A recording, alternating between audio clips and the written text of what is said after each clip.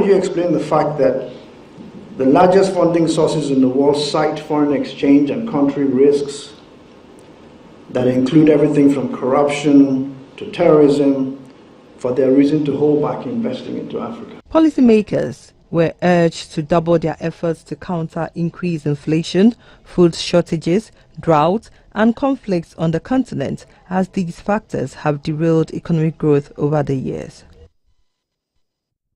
Let's look at petroleum products. Now, there will be a marginal increase of 4% in the price of diesel, whilst petrol and liquefied petroleum gas (LPG) are expected to fall by 2% at the pumps for the first pricing window of May 2023.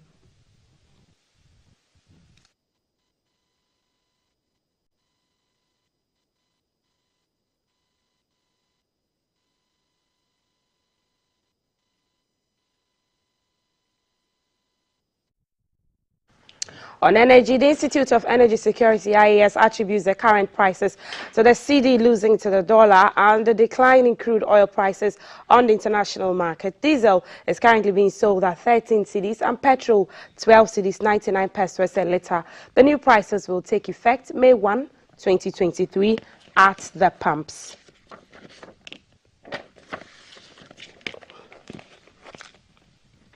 Now, the Managing Director of the Electricity Company of Ghana, ECG, Mr. Samuel Dubik Mahama, is again petitioning the company's customers for an attitudinal change towards the payment of electricity bills. He said the practice of accumulating debts and not paying bills promptly is affecting the company's operations and making it difficult for ECG to in turn pay power producers. Mr. Mahama was speaking in Accra.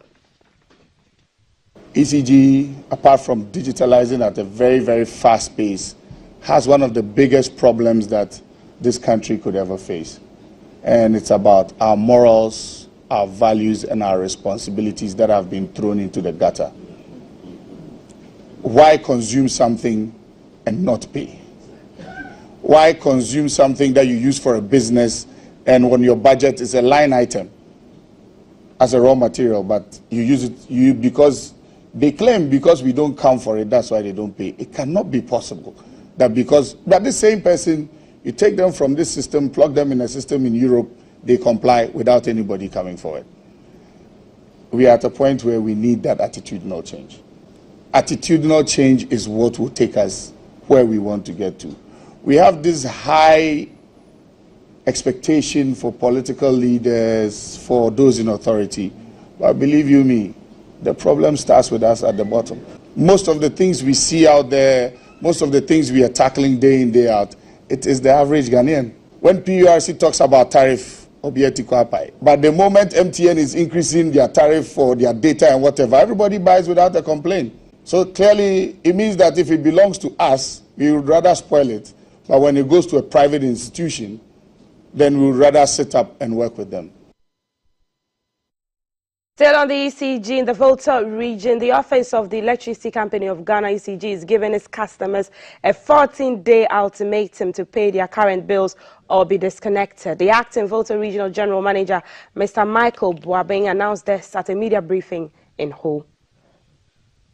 From the recent revenue mobilization exercise, it emerged that the debt profile of customers keeps increasing due to irregular payment. Within the 1-month exercise, about 40 million cedis was collected in Volta and parts of Oti regions. Though the exercise ended, the company says it will continue to ensure that customers pay their bills regularly. Customers are expected to make full payment within 14 days after the electricity bill is delivered to their premises. Acting General Manager of ECG in the Volta region, Mr. Michael Boabeng, addressed the media. We intend to sustain our revenue mobilization effort by doing the exercise last week of every month for the March bills. Our revenue officers will be going out immediately to visit our customers because the 14 days have expired for most customers, and we will follow up with phone calls to high debtors to enable them settle their indebtedness before our teams get to their premises. Disconnection, which is mostly the last resort, is carried out in order to prevent the customer from accruing more debt and to enable the company gather more revenue to keep the electricity supply chain running. We are not at war with our customers, and as a company, we understand their plight. Hence the 14 days grace period before any disconnection. During the exercise, individuals and organizations denied staff of ECG access to their meters and, in some instances, prevented them from leaving their premises after disconnection. We humbly appeal to our customers to desist from illegal connection and make the payment of electricity bills one of their topmost priorities to enable the company keep the electricity supply chain operational. ECG urges customers to also make payment through its app. Let's bring you back to the capital. Jamestown is one of the liveliest districts in Accra, and over the weekend they hosted the Jamestown Community Arts Festival. It captured the raw spirits of dance, music and creative works from young artists and live performances. From paintings to drawings, performing to hyper-realistic artistry, these children and child performance groups are inspiring not only the Jamestown community, but people the world over. With time, they stand to become the game changers and leaders in their fields. Teachers who were teaching us, they were okay with us. They weren't rushing us. Arts for Change transformed the Jamestown Community Theatre into a cultural hub. From music, dance, arts, live performances to exhibitions, they aim to address the attendant needs of the Jamestown community and its environs through creative arts. I'm also happy that we have more of female coming in and being interested in the art sector. I'm really impressed by that too. Sometimes it's not easy, but you have to come up with a mind of, especially a mind of a woman. Sometimes I crack jokes. Sometimes I just make them happy, and then the kids too, they follow along. Because sometimes if you make it too serious, they don't want to learn. But if you make it flexible for them, then they adjust and then they follow what you say. 5 graffiti artists worked on these walls. This wall of fame captures some outstanding individuals from Jamestown. This year, the focus is on Mr. Gabriel Nite Kotego, a statesman, and Madame Ophelia Palm, a retired midwife advocating for improved adolescent health and well-being. Remaining vibrant is one of the main charms of Jamestown. This is a place where you can find some really cool artworks, painted war murals, street performances that really capture your imagination and explore colonial relics.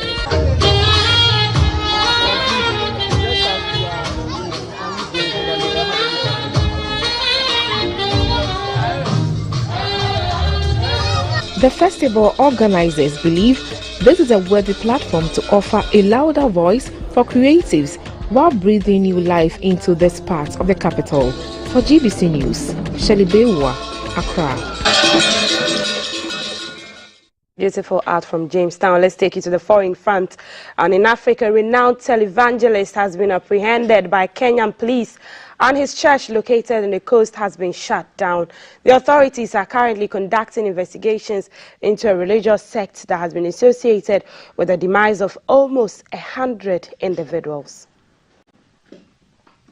Pastor Ezekiel Odero, who is famed for drawing huge crowds at his functions, was arrested on Thursday hours after the police inspected a funeral home near his New Life International Church in Mavoni, Philippine County. The police said they had established that morgue attendants had been collecting bodies at the church premises. The preacher has not responded to the allegations. The police are also investigating his alleged relationship to a cult-like controversial preacher, Paul Mackenzie Ntenge, who is said to have told followers to starve themselves in order to meet Jesus. Kenyan authorities have already recovered 95 bodies of people suspected to have died of starvation and buried in shallow graves at an 800-acre forest near his church in the coast. Many of the victims were children. The preacher, who is already in custody, has denied wrongdoing.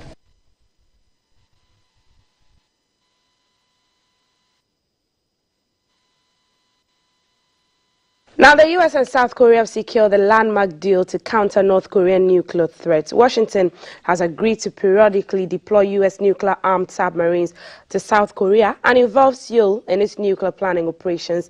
In return, South Korea has agreed to not develop its own nuclear weapons.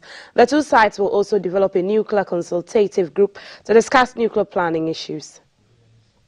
It's been rising on both sides about the nuclear threats posed by North Korea. Pyongyang is developing tactical nuclear weapons that can target South Korea and refining its long-range weapons that can reach the U.S. mainland. The U.S. already has a treaty obligation to defend South Korea and has previously pledged to use nuclear weapons if necessary. The South Korean President Yoon Suk-yeol, who was at the White House for a state visit, said the Washington Declaration marked an unprecedented commitment by the U.S. to enhance defense, deter attacks, and protect allies by using nuclear weapons. The new agreement is a result of negotiations that took place over the course of several months.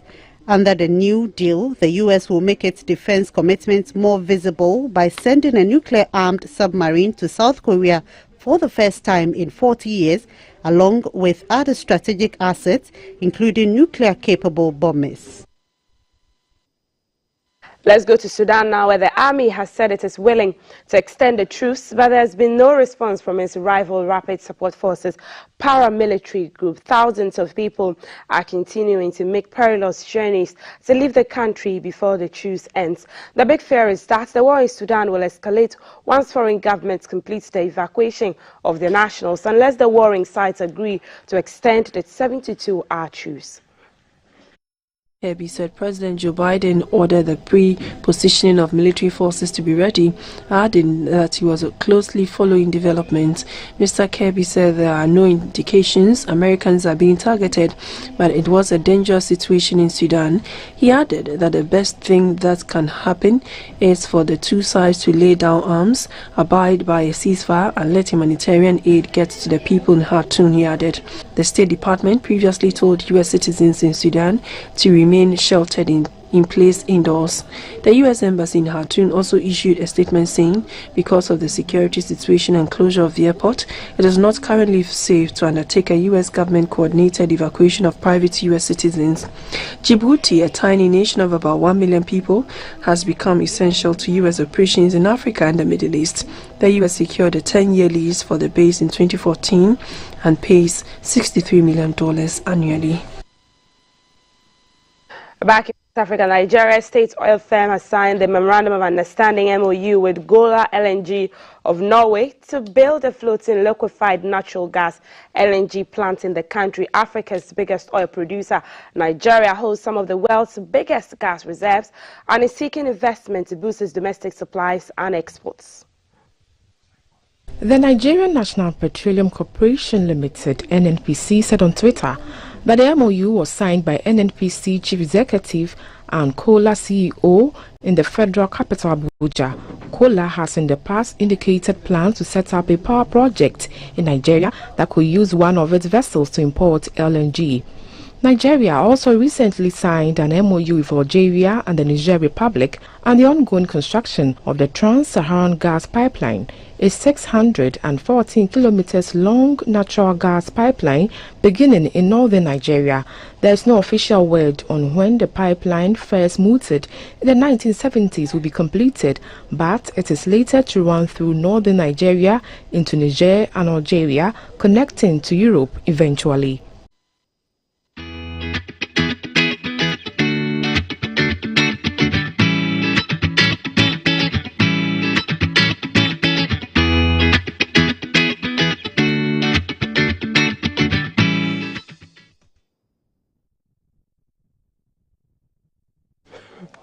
And if you'll be following GTV Breakfast and our weather updates every morning on the Breakfast News, you remember that our Chief Meteorology Officer told us that April will be experiencing some rains, and we are experiencing it. Let's see how April will end, because it will end this weekend. Felicity Afianyo joins us on the phone lines now.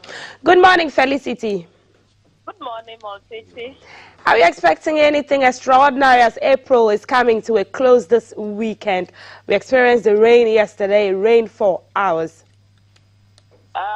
Nothing too different from what we have been experiencing today through to Sunday. Right.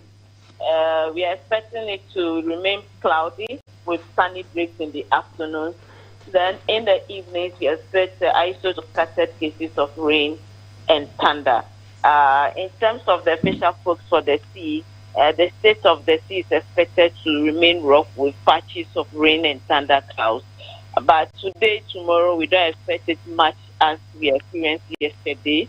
It will just be localized system.